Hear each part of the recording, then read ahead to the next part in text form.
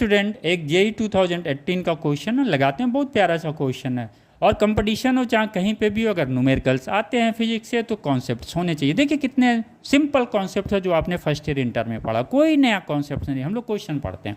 Consider a thin square plate floating on A viscous liquid in a large tank. The height h of the liquid is very small, much small than the width of the tank. The floating plate is pulled horizontally with a constant velocity u naught. Which of the following statement is are true? 4 statement दिया, उसको हम लोग analysis करेंगे। Analysis करने से पहले आगे हम बेसिक समझ जाएं, क्योंकि लिक्विड्स है, इस लिक्विड्स का विस्कस फोर्स क्या होगा वो हम जानते हैं, राइट। अब आइए, सपोज यहाँ पे 2 लेयर है लिक्विड्स का जो हम लोगों ने पढ़ा हुआ था। इसके ऊपर का एडजेसेंट लेयर है, बॉटम पे बी है, जो टैंक के बॉटम पे जो लेयर है लिक्विड्स का उसे हमने बी मान लिया। टॉप पे जो लेयर है इसको हमने ए मान लिया जो एच हाइट पे है।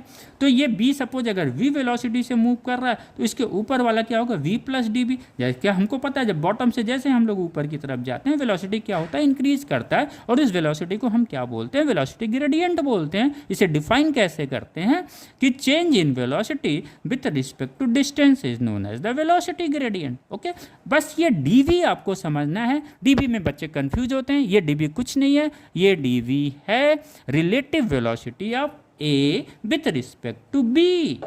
ओके, तो it is a relative velocity, क्योंकि V A minus V B this is equal to D V. Okay, clear हो गया। एक्स क्या है, बोल रहा है ना, मच स्मॉल, यानी ये एच हाइट है, this is equal to the D X. यानी अगर हम देखें तो यहाँ पे हम लिख सकते हैं eta A U naught upon H. इसका means force is inversely proportional to the H. First statement क्या है, the resistive force of liquid on the plate is inversely proportional to H. This is a correct one. Resistive force is what? It is also known as the internal resistive force or it is a viscous force.